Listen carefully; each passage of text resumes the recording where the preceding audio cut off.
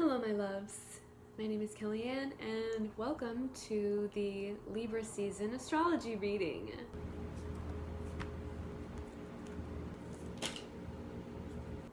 Everything that I do is with compassion, which is the witnessing of suffering and the desire to do something about it, which a lot of people would consider to be the combination of personal growth and healing. That is the intersection where I live, but with that loving, tender touch of gentle but firm application of compassion. So if that's the kind of thing that you are about, then be about hitting the subscribe button. I love you. Welcome. This reading is going to be giving us an idea of where we have been recently. And if you really want to know, like, very recently where we've been, take a look at the Virgo season wrap-up video that I just posted, so you can get a little taste for that. But also, I'm going to give you quite a large bite of that here. And it's going to show us where we have been, what we've been, the energies that we've been sitting in, and the lessons that we've been learning. And it's also going to show us the moves that we can make that are facilitated, made easier by being right now in that Libra season energy. Now, if you don't know a whole lot about astrology, I'll just give you a little taste of it. Libra is represented by the symbology of the scales.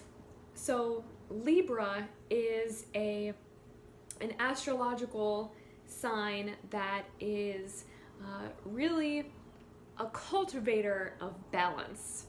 And one of the ways that it does that, because it's ruled by the planet Venus, is through relationship. Now, the idea of relationship for us in a culture, in a society that has been really muddled by white supremacy, patriarchal, toxic patriarchy, capitalism, all of these things that really oppress us, the way that relationship has evolved has tipped the scales out of balance and turned relationship into transactionship. Now, if you want to hear more about relationships versus transactionships, I would love to do a whole video on that. So make sure that you let me know in the comments whether that is something that you were interested in. Just be like, Kellyanne, relationships, transactionships, you blew my fucking mind. I don't even know. I might not even know what that fully means yet, but I want to, because something in me just already understands like how visceral that is, the difference between relationship and transactionship. Would love to do a video on that, but for now I'll just say that that is sort of the difference in the balance that we've been striking for the last 2,000 years, 2,000 years plus. And now that we have been moving into more divine feminine energies, the Libra scape and the time during which we will be in Libra season, which is September 22nd, which is today, the day that I'm recording it, until October 21st, 22nd. Usually the astrological seasons change around like between the 21st and the 23rd. I think it's like the 19th of March for Pisces, because February is so short that it just makes everything different and special. And during this time, during this month, between the end of September and the end of October, we have the opportunity to really take a look at how we have been transactional and start to rebalance with love and with that sense of focus on what we truly desire in our relationships with ourselves and our relationships with others. So if you are maybe struggling with relationships in general, if the self-compassion thing and the self-love thing has been hard for you, as in you have taken part quite a bit in self-harming thoughts, in self-harming behaviors. And I don't just mean like maybe trigger word suicide, suicidal ideation, or like suicidal behaviors, but I mean self-harm as in binging, as in negative self-talk, mean and nasty self-talk. If you've been taking part in those behaviors, then this is a wonderful time for you to start to learn how to expand into a new expression of love for yourself. Okay? And I already know that because I flipped some of the cards and I've already started to take a look at these messages. So where we are starting right now, where we have been coming from, is a very mental place. We've got the 8 and 10 of crystals, which are the synthesis and delusion card. 8 is the number of creation, and 10 is the number of like the outcome, like the resolution. If the outcomes that we desire, if the life that we are trying to create for ourselves in our heads is something that we have to work really hard and kind of fight ourselves to make happen, then something that we're doing to ourselves within that place is we are causing undue suffering. We are causing like extra layers of oppression to really burden us and add weight onto the load of there are things that other people need me to create that I have to show up for. There are expectations in my relationships that I have to show up for in the relationship that we are creating together. And all of these expectations and the burden of that really just has been making all of us who are watching this video, because you are attracted to this video because this message is something that you probably resonate with. Take what you can and leave what doesn't fit for you. But you probably resonate with like the feeling like you're pushing the boulder uphill analogy, and feeling like success is always out of your reach. And yet the thing that we have to learn in response is how to courageously start to be new to things, which means kind of anchor within our spirit this good feeling of what could being creative feel like for me if I did it like a child. Well, my inner child really wants me to start taking piano. My inner child really wants me to start learning some form of martial arts.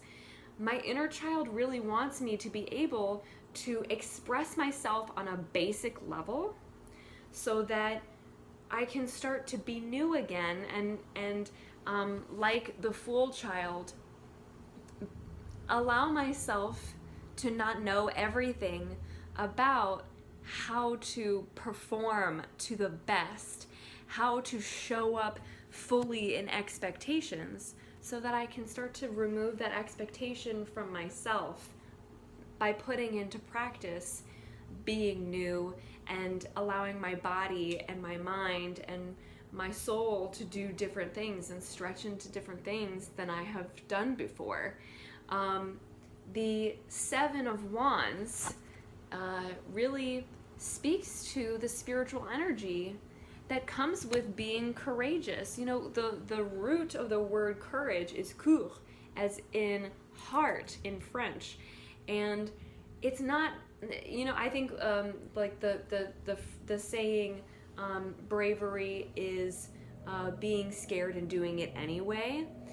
And I think if we had a saying for courage, it would be having a desire that is shamed by society and doing it anyway. It's a more specific, like my heart hurts for the little person within me, the child within me, who feels like they are not allowed to do this thing as an adult, so that I can fulfill this sort of identity that I've always wanted to try on. And immediately, as soon as you try on anything, as soon as you try on somebody else's point of view, as soon as you try on a new perspective, as soon as you try on a new way of being, then the delusion of creating in the same way that you have, in the same like stuck, rigid, boxed in way that you always have, is going to start melting and falling away. The beautiful thing about this part of the reading is that if we kind of zoom back out and look at the Libra scales and that balancing energy, what we find is that we have been trying to create a new world with the same tools that we have had and that we have been given from the patriarchal world that we've already been living in, that somebody else manifested and ideated and created a long time ago, that finally came into fruition. Now that wave is coming back down, we have the capacity for imagining in this beautifully, again, childlike way, courageous, heart-centered way, what a new world would look like. And if that feels too big for you, then it's what a new bedroom looks like, a new place where you rest and where you sleep. Is it restful for you? Do you really get to relax while you are resting, or are you feeling guilty that you are taking rest? Is your home space a place where you feel that you can be creative and pull out some, coloring pages and sit there and color while you're doing what you normally, while you're listening to music, or while you are hanging out with your kids, while you are, in communion with your friends? Do you feel like the space around you, the actual physical world in your space, is adapted to that feminine energy that we are rising up with, that this divine tide that is lifting all of our boats? Do you feel like you are allowing yourself to, okay, here's another one. Do you feel like you're allowing yourself to embody those inner child desires in like your hobbies and the way that you are playing through life? And do you feel that you are allowing your inner child to speak through you in the way that you express yourself? And not in the way that you felt when you were a child and when you felt like you didn't have permission. Permission came up a lot in the Virgo wrap-up reading or video. Do you feel like you still don't have permission to express yourself? We are adults now. If you're watching this, you probably have enough agency to come on YouTube and search for something and direct your energy to where you want it to go. It's the same thing. When you are realizing, I want to create the relationships that I wish to see, and yet I am not allowing myself to express that I don't like being ignored when I speak, or I don't like being interrupted when I speak, then what you're doing is you are holding yourself back.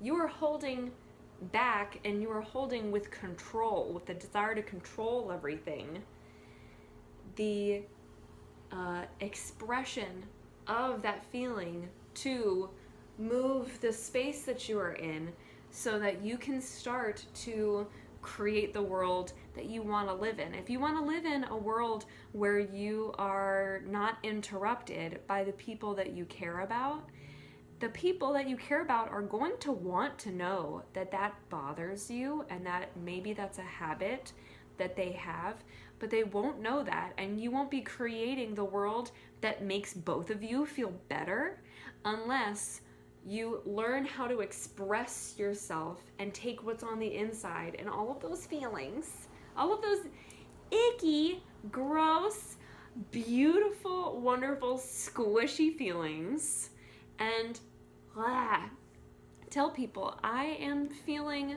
not heard, and that makes me sad, and it's because I am feeling ignored right now, and I feel ignored when this particular behavior happens, and I love you, and I don't think that you mean to ignore me, but the behavior of ignoring me has been happening, or the behavior of interrupting me has been happening, and I'm wondering if you realize that's something that you have been doing.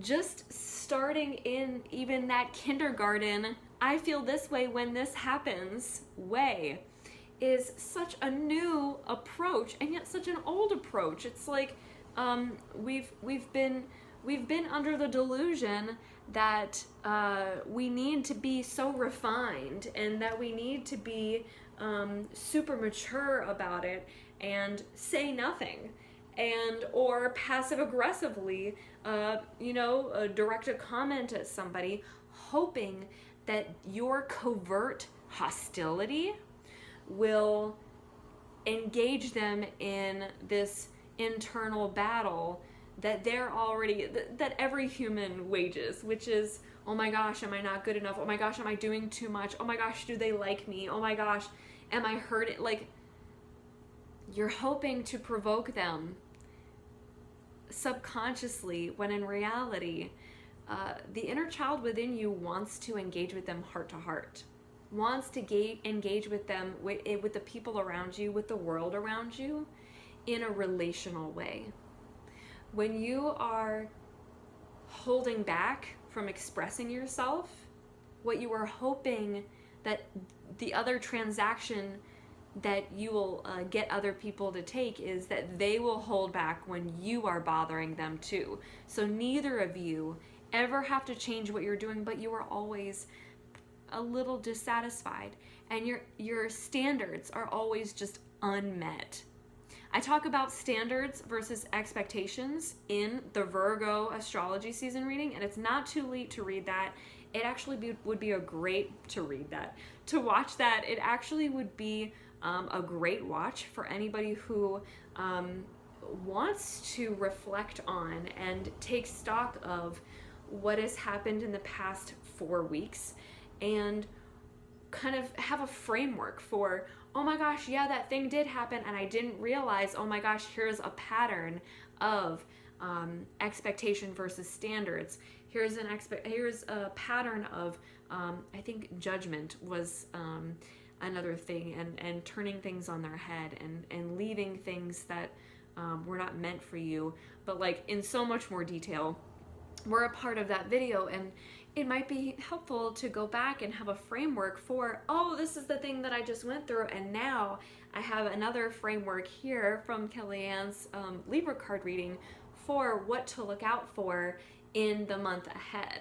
So I highly suggest going and watching that, because it'll help you kind of see how there is a story, there's a narrative of things that we are being prepared for by each astrological season as we enter into the next one. Like, it helps that we just learned about our expectations versus our standards before getting into Libra season and saying, okay, now we're going to see how transactional expecting other people to ignore their own feelings and not express them truly is. The permission that you give other people by expressing yourself and by doing things differently than you have done them, than we have done them, is so incredible. you give permission to other people by doing things that are hard for you to give yourself permission for. And especially if we're trying to create a new world together within the energy of like our hearts feeling good more of the time, and not waiting for or feeling like we have to earn that good feeling like we're waiting for somebody else to give us permission to feel that good feeling, which is another way that we block our own creativity, and we block ourselves from creating the world that we want, because our minds are so wrapped up in, did I earn it? Did I do enough? The more you give yourself permission to feel good now, the less it matters just how much you are doing to try and balance the scales. Does that make sense? Are you understanding where this is? Because the best thing that could come out of learning how to refine the way that you show up in a way that is totally unrefined, in a way that is a little bit messy, is you start to allow the universe and other people to help you create the world that you desire. You can't do it on your own.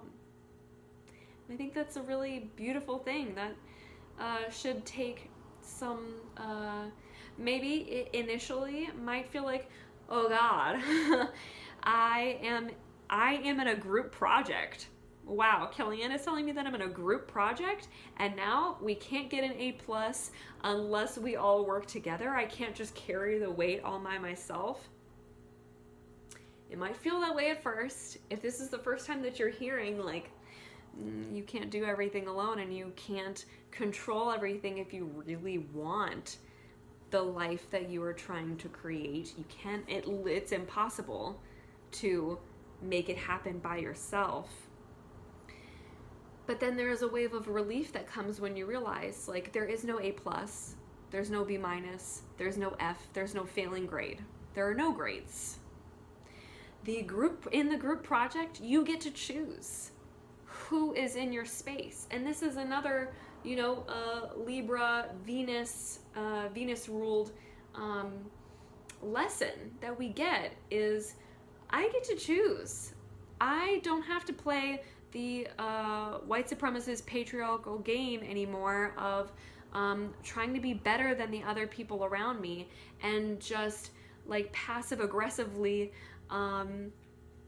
avoiding them or tolerating them. I hate tolerance. I hate tolerating people. That's just like so indifferent and apathetic and gross and not good feeling. You get to choose the people that you feel good with, and then that's when the group project starts. That's when you start to create something together, and it actually feels really good to do that, while it also feels pretty uncomfortable, because when you're doing new things and you're doing things in a new way, then you are going against so much repetition that you're going to feel, like I said, that resistance at first, but then you feel relieved, like, oh wow, I'm not doing this all on my own anymore. And I think that's a better way of refining the world around me and refining the ways that I show up in relationship with myself than it was when I was trying to be a better person on my own. You need other people who have the qualities that you admire and respect around you, who will show up in that childlike energy and have the courage to be themselves, but also to be empowered and protected in how they show up in themselves. No messy expectations or boundaries, just beautiful standards, just healthy boundaries. And once you have that collection of people around you, then you will start to understand what it means to make the world that you wish to see, and you will start to feel that it is more possible. Promise you. The second part of this reading is something else that we've been moving through, an energetic space that we've been coming from. So if this has been, now that I'm transitioning, if this has been like a lot to take in, maybe pause the video, take a couple deep inhales and exhales, fill up your belly, push it all out, let your shoulders drop. Like I said, pause the video, take some notes, jot down some of the ways that this has been hitting you personally, and then come back to this next part, which is the, again, two of the same suit. We have two Worlds cards. We have the 2 and the 3, which I find so interesting because the 2 is this blue within you, very self-reflective sort of energy. And then we have the nurturing, which is the 3, the very next one, which is very warm, very outgoing. It's the nurturing card versus the reflection card. And one of the things that I know that I've been going through recently, a wave that I have been riding, is one of feeling isolated, one of feeling like I am alone, which is why I think this message needed so much breadth of time to like kind of sit in. And there has been quite a feeling of like sadness and maybe even depression or just hopelessness. And if you have been feeling that way toward the world, toward everything that you're seeing, and toward maybe even your interactions with the world, like in your job or in your relationships, and things have been feeling kind of distant, but over the last couple of days, couple of weeks, have started to transition into more, less of the self-harm, more of the self-compassion, self-love, self-care, feeling like you are more able to come back to yourself, come back home to yourself, and replenish your energies, then you are not alone. We are all starting to experience coming out of the darkness, coming out of the blue, coming out of like needing to be maybe on our own solo projects, and then realizing I could have done better if I had had more people, or I always did better in moments when I felt like I was going to fail or when I was making mistakes, when other people jumped in and started helping me, when I started to get that, you know, relational energy, as opposed to showing up in the transactional, like, well, if I need help from you, then I have to help you first. Or if I need help from you, then I'm going to owe you something. I have to owe you something immediately after. And now there's an obligation tying us together. Instead of that, we've started to move into this wave of harmony, of not just balance, which, you know, can feel very binary, but into sort of like a symphony. If you think of you know, the harmonizing of a symphony, of like sometimes like the strings, and then the percussion, and then the wind instruments like have their own, you know, rising and falling, but they all meet each other and don't necessarily have to match each other in order to feel good flowing together. And that is why I believe, because we've been coming from this energy into a new one, from this, like, you know, like I said, isolated, but maybe somewhat sad and kind of energy. And I think like the full moon in Pisces might have had something to do with it. Pisces will take credit for that, or at least that was like the apex of it. And we had like a real sad full moon in Pisces just recently, just like a week and a half ago or 2 weeks ago. And then we've been coming into a more like warm season where we are, coming back together and enriching our lives with relationship again. What we are going to experience in Libra season is this sage-like strength, which I love to refer to as experiential wisdom. And I talk about this a little bit in the card reading that I just did for one of my clients. And the experiential wisdom is, I think, different from like book smarts and street smart. Well, it's a little like street smarts, except street smarts is more like intuitive. Like I can pay attention to things and things just come to me rationally.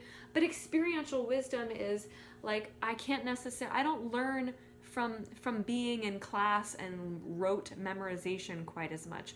I don't learn from books that tell me how to do things quite as much. I learn more from doing things myself and experiencing them for myself and experiencing my own successes and failures. And that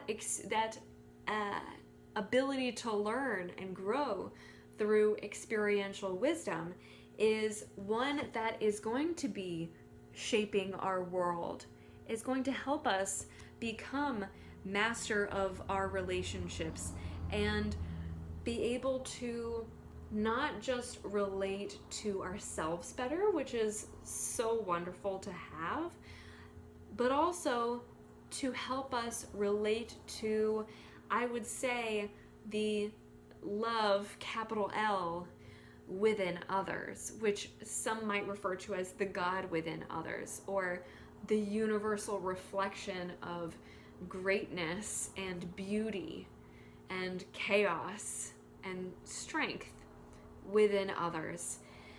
The Sage of Worlds has not just knowledge, but the wisdom of somebody who has been through it 1,000 times. So if you have depression, if you have clinical depression, or you have clinical anxiety, you have been diagnosed with anything that is comorbid with depression or anxiety, like dissociative identity disorder or attention deficit and hyperactivity disorder. If you have DID, ADHD, bipolar, anything that is has that Venn diagram overlap where anxiety and depression sits, then you have the experiential wisdom of somebody who knows this comes and goes in waves. This doesn't last forever. The way that I feel right now is not going to last forever, although my brain keeps telling me that it is going to last forever. And the best thing that is going to come from Libra season is being able to be out of that, being able to be out of what my partner calls the valley for long enough that we are going to be able to grow exponentially is the word that comes to mind. Grow in our strengths in such a way that we go from egg to flying for the first time, flying fledgling, so quickly. A part of this message relates back to the 10 of Worlds of there's an outcome that we want and we want to be in control, but like anxiety and depression just fucking happen to us, and like we really can't control that. It comes into our lives and kind of sweeps us down the river, and then we feel like, oh my gosh, now that I'm finally coughing and spluttering and climbing back ashore, I'm not okay yet, but I'm out of the worst part. Or you're back up the mountain and you're not in the valley anymore, but gosh, climbing up the mountain sure is fucking work. And what I've seen other people do is do it so well. They have such a, I love that there's like this natural crystal and then the refined. There's a refined way that I've seen other people do it. They're so much more successful than me, and the delusion is that other people, that comparison is going to help you. That comparison is going to get you far. If you come out of the trenches, if you come out of the depths of the experiential wisdom of, there I was again, and I know how to get myself through it, but damn it, isn't it fucking hard? And getting myself out sometimes feels even harder. Staying out feels like a chore that I manage every day. I don't know how other people do it, and I wish I had some of what they have. The comparison and the illusion of perfection that other people are putting up as a wall of protection from getting other people to see when they are in their valleys, or allowing other people in to experience the vulnerability of what they've been experiencing and what has strengthened them. Not being able to see that is so harmful for the comparisons that you may or may not be making. And if you are making comparisons, or you find yourself doing that, it's time for you to acknowledge not just how strong you are, because it's so annoying when people are like, you're so strong that you got yourself, out of depression. It's like, I'm still there. I just don't, it's just not as heavy for me right now. I'm still carrying it. It's just that it's not that heavy. My anxiety is still there.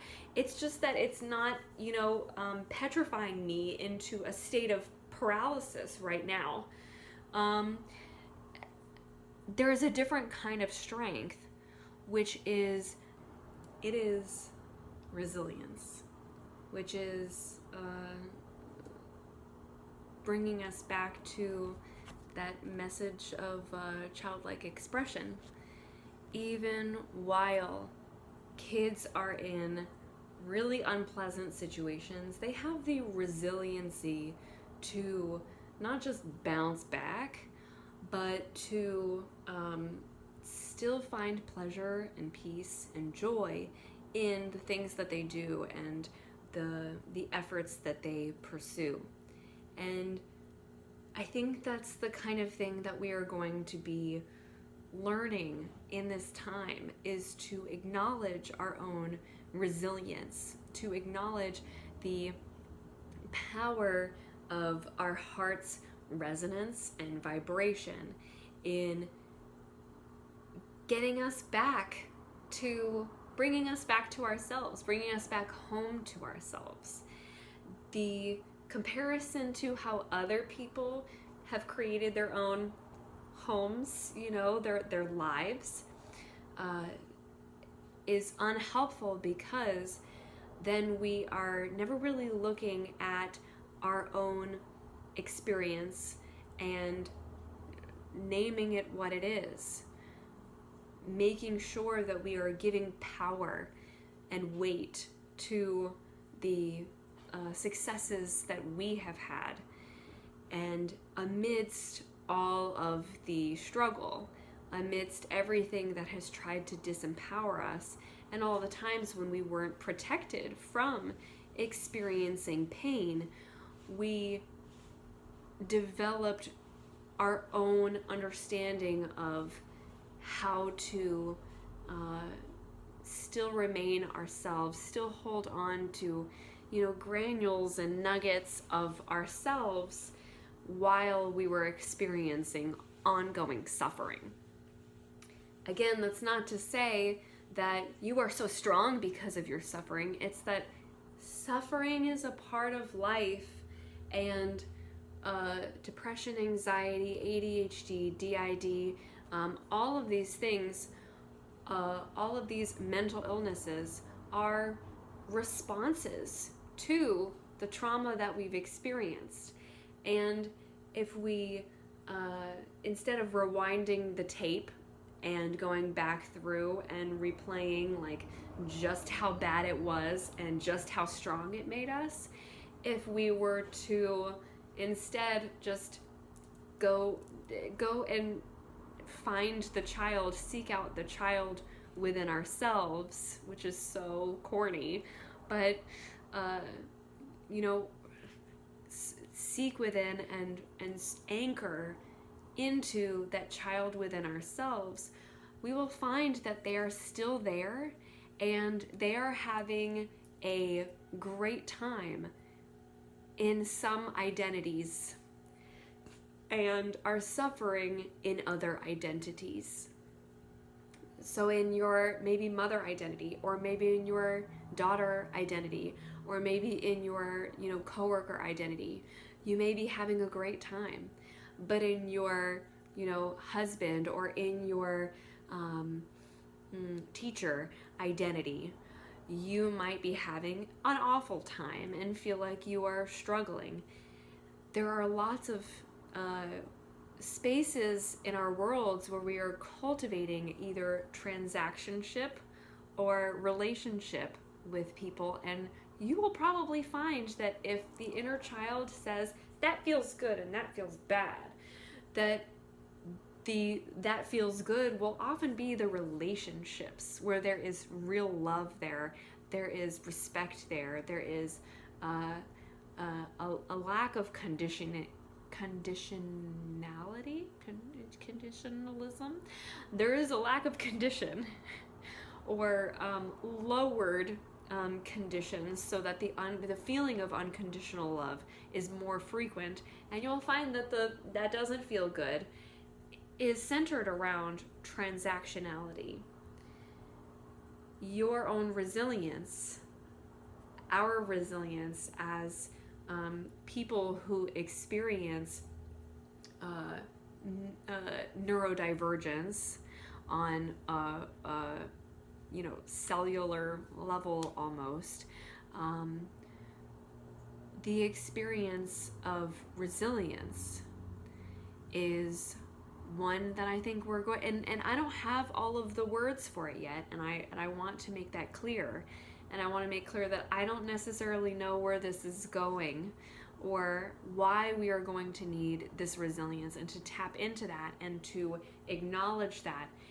But I do know that it helps us to develop relationships that are relational. And if we focus on that, and we focus on not just the resiliency of like having got up from all of the times that we've fallen, but the resiliency within relationships where we have had conflict, and oh my gosh, it was so scary the first 1 or 2 times, but now like here we are in our 7th conflict, and doesn't it feel so much better? Doesn't it feel so good? Doesn't it feel like like some kind of weight has been lifted from me, where before I felt like I couldn't have this. I couldn't have this level of trust. Couldn't have this level of strength, where we are both holding up not just our ends of the bargain and balancing things out, but we are both playing to our own strengths. And if I blow the horn, then you are going to beat the drum back at me, and we're going to be communicating in our own way, but it's going to be harmonious, and it is going to be respected, and it is going to be building us in love and increasing our level of connection and our level of synchronicity, as opposed to in a transactional relationship, I'm expecting you to blow the horn when I blow the horn, and you're expecting me to beat the drum when you beat the drum. That's not how it works. The lesson that we were learning in Libra season is one of very interpersonal resilience and the power of relationship not just with other people, like I've been, harping on, but within ourselves, with our inner child. Now is a great time to find a balance, or maybe even a harmony, between all of the identities within you. The parent within you, the child within you, the teenager within you, the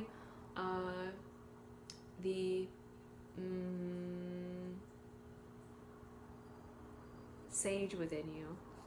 I was like, there's another one that I know that I'm missing, and it's right there in front of me. Balancing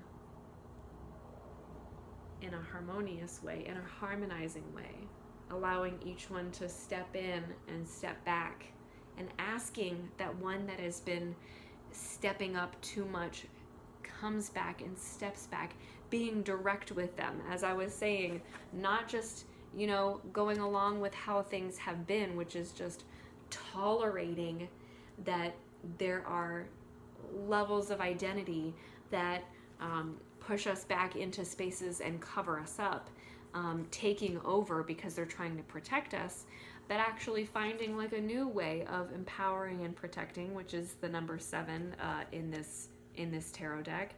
A new way of empowering and protecting that gives rest to those identities which have been struggling to nurture, because that's not their real job. That's not their primary job. I think this is a great one. This is one for the books, as they say. And what I'm going to pull at the end here now is a card from the Super Attractor deck. It is essentially affirmations, and I would like to leave us with an affirmation or two. By the way, in case you wanted to know, I don't think I said this in this video.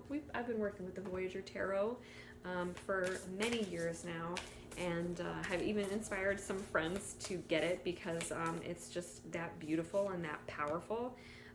So if you are interested in getting your own, I highly recommend it. And if you're interested in getting a reading with me, that is going to be linked in the caption below. From all of my readings, my goal, my intention is to hold a container, a space of compassion.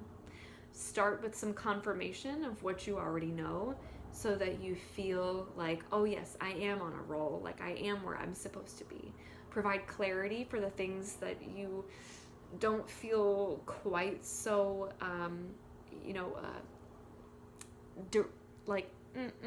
anchored into. There we are. Things, thoughts, beliefs, behaviors, actions that you can start doing more of, that you need to stop doing, and that you need to release because they're not serving you. And then once we are finished with that, we really get into like the obstacle. What's the main thing right now that is making you feel the least clear, that is blocking your path? Once we can clear that, then the final feeling is, as the numbers on this video go to 1111, the final feeling that I always want my clients to leave with is confidence. And that is not just confidence, but like the confidence to take the next right step for you, which is always changing. And that's why card readings are so valuable, because if everything is changing all the time, we need those check-ins. We need that clarity with ourselves. I also provide clarity sessions, clarifying sessions, which do quite a lot, and we've had really great feedback from that. Actually, before I go to the affirmation card, I'm just going to play a little clip of my client reacting to a clarifying session. So you can see that those work pretty well. Those do the trick as far as confirmation, clarity, and confidence are concerned. And I just wanted to make sure that y'all know that you can book a one-on-one session with me in either of those ways, and that they are intended to empower you with that confidence in a compassionate way, in a, I see you and I've been there, and I am not gonna come to you from a perfect standpoint of like, I know everything. My goal is to make sure that you know everything, that you can know everything, and that you can find the answers within yourself. Again, super corny, but true. And that's how I roll. I'm very corny, very cheesy, and I love myself for it. So here is our affirmation that we are going to end with. I let the universe catch up with my dreams. And I think this wraps up perfectly with the whole, like, I haven't been letting the universe help me to reach the outcomes that I want. And in fact, I've been a little bit distracted comparing myself with the success of others. Start dreaming. Start developing, instead of a transactionship, I need to do this so that my manifestation will come. My manifestation will come. Instead of a transactionship with the universe of like, I give you this and you give me that. Start to dream. Hold those dreams and imagine the world that you are creating in a more childlike way, in a more expansive way that lets the universe in and allows the universe to catch up with those dreams and those desires. Thank you for joining me for this reading. I do card readings for every astrological season, so if this felt good for you to receive, then I hope you hit the subscribe button and like this video so that I know that I need to continue doing these and do more of them, and maybe even let me know if there's anything that I said that you want me to get a little bit deeper on, because I would love to just I, as somebody with ADHD, I have ideas all over the places, and I would love to make 1,000 videos a day about all of these different topics. But if you let me know and you essentially vote which topic and you give your say, then I have somewhere to come to lead, something to lead me. And I love that. I love the feedback, and I welcome it. So please let me know in the comments if there is anything that you want more of. Feel free to subscribe to my Patreon if you would like to support this endeavor for the price of a cup of coffee every month. I also have a podcast called the Vibrant Coven Podcast, although that might be changing to Vibrant Voice. I'm feeling a little bit iffy about that, and I allow myself to change. I allow the universe to change me, so that might be disturbed in the next couple of days, couple of weeks. But I have a podcast which allows me to speak long form on some more of these topics, so that's probably where you will see me talk about relationships versus transactionships. And I also have mentorship. I have the clarifying sessions, card readings, mentorship. I have a lot of ways that you can kind of dig more into this the cultivation of a compassionate culture. And because that's the dream that I am sharing with you all, I want to have as many spaces as I can that feel good for me, that hopefully one of them will feel good for you, and you will want to be cultivating a culture of compassion with me too, in one or multiple of those spaces. So go ahead and check out in the caption below any or all of the things that felt good for you and that resonated with you, and feel free to book something or get a little bit more bang for your buck out of listening to the podcast, because that's where all of the long form podcasts and long form videos typically are and typically start, much before they're ever released for free, or if they even are. Most of the time I'm just like giving little clips and stuff of things. So be sure that you are in those spaces if you want to be cultivating more of this kind of space. I love you so much. You are deserving of all the love you desire. Thank you for giving this time to yourself. I'm just gonna keep blinding myself over and over. Thank you for giving this time to yourself so that you can get this clarity, and maybe start to, along the way, over the course of the next month as we are in Libra season, develop the clarity that you need to take the next right step for you with confidence. Have a beautiful, wonderful rest of your day. Mwah.